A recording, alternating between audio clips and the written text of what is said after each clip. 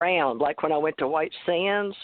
So somehow that you go and then they have welcome to this underground, and then they got bowling alley and cafeterias. So they have this off planet too, because we knew they were mining on the planet, these, different,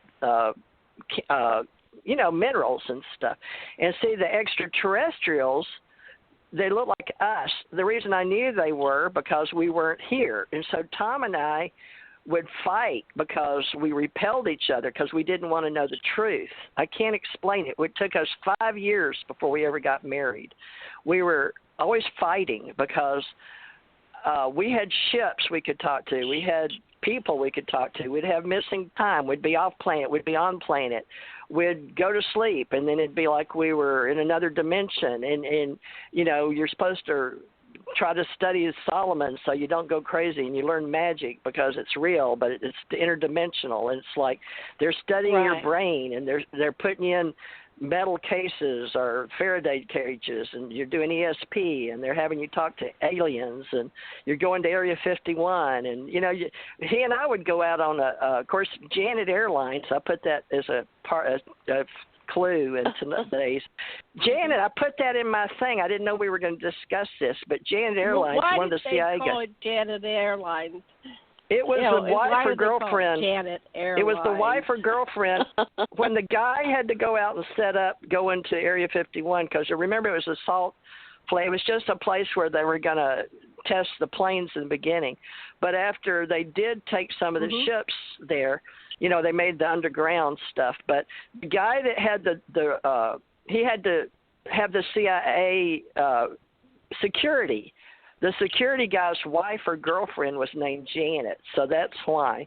So they called it that. He was in charge of security for the intelligence community, to go back and forth for the, whoever was working out there. There's a whole bunch of people. That's where that Rick Doty was sitting at one of those. Rick Doty, remember? Because you can't figure out why I won't give up on him, because he's part of the. He was just doing his job. But there's a whole bunch of names that, I met.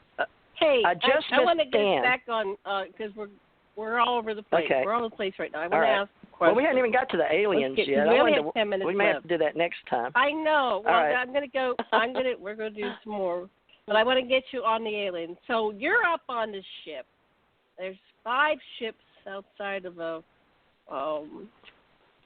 wormhole or whatever that is. And you're up there with Tom in your book. That's what you said in your book, and it's all hidden in with all this other bullcrap, but you can find it if you're looking for the needle in the haystack. And you describe how you were. So they created, what they do, Karen, is they create a nice environment wherever you go. So I had an ex-boyfriend who was under Crystal City in Washington, and they have malls, and they have McDonald's, and they have everything that you would have above. Underground. So people who go there are comfortable. Well, they have the same things on board ship. But they can make whatever you want because it's kind of like Star Trek, right? So they can make you a hamburger and it tastes like the one you get from McDonald's or the one you get from, Jack in the Box. They can have the exact 0 point energy. You can have anything. That's amazing. Yeah. Anything. So they have unlimited energy. So TJ, let me tell this story, then you can. TJ she arrives in her quarters. I wish I had the book, and there's a closet full of clothes that fit her perfectly, just like she would have had if she would have bought them. It's decorated like how they do that. They know your mind, and they can. Well, we can imagine how they do it, but they know your mind, and they. Yeah. Now I've seen this happen. I've been in a meeting with 100,000. Individuals that were no two of the same species. So there's at least 100,000 races, but they said So for that meeting, we made an amphitheater which would rise up very high, and I sent you one. People that were talking. Remember? Let me finish. As the people that were in the amphitheater, the different species would ask a question. Their face would be highlighted, but their avatar would project down to who was talking on the floor. So I was down on the floor, and I was reporting what it was like to be 21st century human, female, whatever, in my society, State of the Union address, what it's like. And so somebody asked me a question, and so that person stood before me. But they could be in real life 12 feet tall, but we were the same height, so we could see eye to eye. That's what you do in Tantra. In Tantra, you look in each other's eyes, and when you look in each other's eyes, you see all the way to creation. So there's total authenticity, total transparency. There cannot be a lie because you are at that moment like a Vulcan mind meld, oneness. So we're looking at each other, and the question answer being conveyed. Everybody in the amphitheater hears the answer in their own language, and they understand it, or whatever it is. It's all concepts and telepathic. But the main point I'm saying is we all co-created, all 100,000 beings, that theater for that experience. And once we left, it was gone. So there was no need to have cities or things. Those things could be manifested in an instant and gone once you left. And that's what they did. They created whatever TJ needed to see. And so when you went up, it would be in your military, Navy, let's say. But when Tom went up, the whole ship was Army. He liked the Army, all of them had the different rankings. He liked the Army. TJ liked the Navy, so everybody was showing up in Navy uniforms. And, yes, so. It's weird. We have about, they have the 9 ability minutes to do that.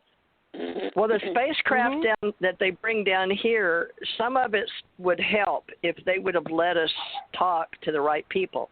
But they put these dumbass people that have degrees that only know what they know out of a book, and they can't think creative for themselves anymore. So they resent people that don't have their level PhD. So, and then Tom, they had security underground in the tapes that Reagan wanted to know about, President Reagan, and those suckers deleted them because they didn't want to lose their. They wanted to retire. So I learned a lot that you can trust people, but you can't because it depends on the personality.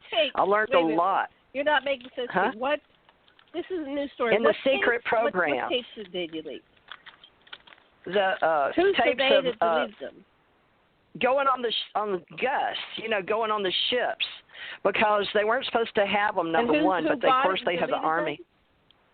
Some of the people that work underground, they're the military, Army people, or Air Force. The guy that was in charge of all the security, because he didn't.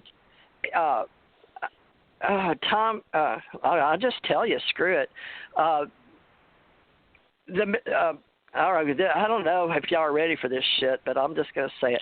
They made a naked his daughter. They made his daughter. They made like AI. You know how we're doing people now, but back in the 80s, they made an AI person walk off naked, and it was his daughter. And so he pissed all over himself. But anyway, it was really a bad scene because he was in charge of the underground. So Tom where the has space. A daughter. No, not Tom. The general, the guy you were daughter, asking who deleted the tapes. The man that was in charge of all that stuff that the government and the Pentagon and all those people that don't know. Remember when Strom Thurmond, when it was involved in this, and him and Philip Corso, remember? And they asked me. Topic. Yeah. Well, anyway, it was the guys like them. They're in uniform. There are people that are real humans on the planet. Gus made the AI walk off onto the ramp off of the spacecraft, and it was this guy that was in charge of the mountain, so to speak. His daughter, and he couldn't tell the difference, and he pissed all over himself. But they deleted the files. Let me see if I get what you're saying. Okay, you're saying when you were in the ship of God, you were in Gus, which is the Roswell craft.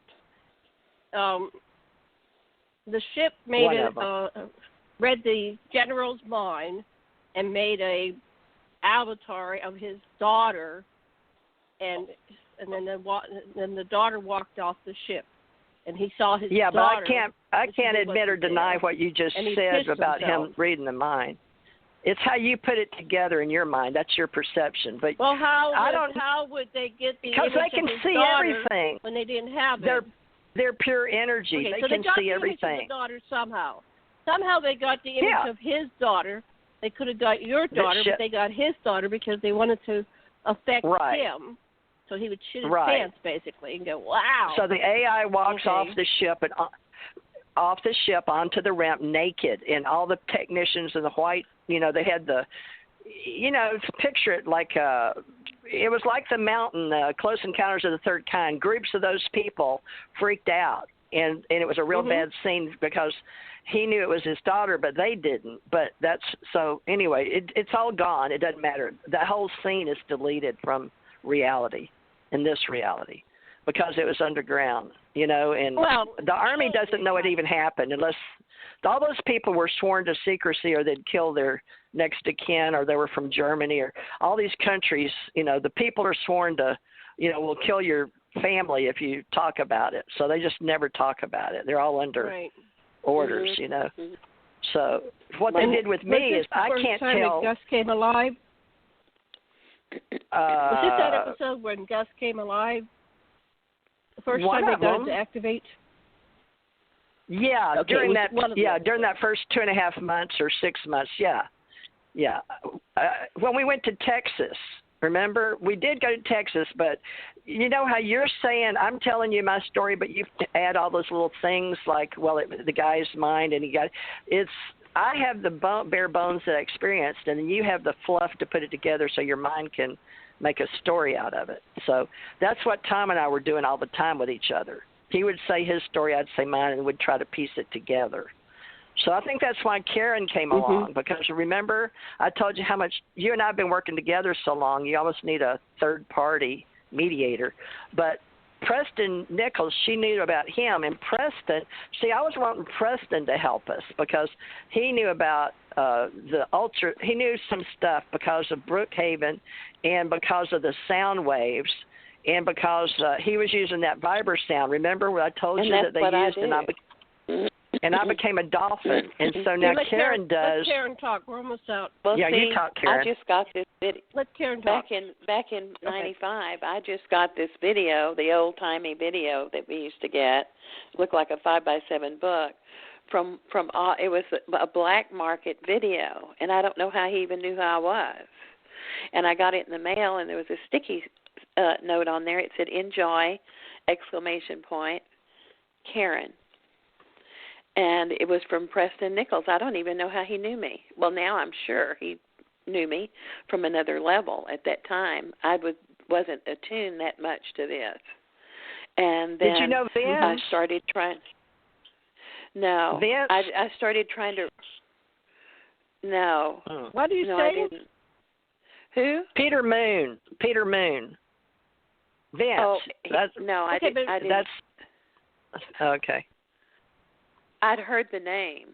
Yeah, I've heard the name. Yeah. He was with him up there, wasn't he? He wrote in the book. I can't remember. Peter was Scientology. Afterwards.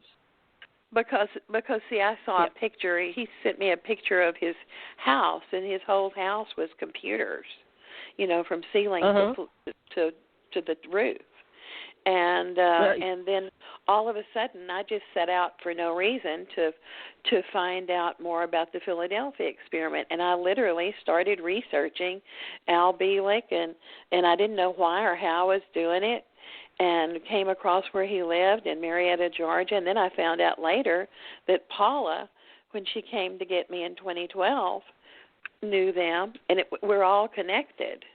And so I remember this woman that while I was connecting with this Philadelphia experiment that they made the movie of and everything, and this one of the Allende was his last name, had some kind of a factory or some kind of a business in Garland, and there were supposed to be some stored ET stuff from there.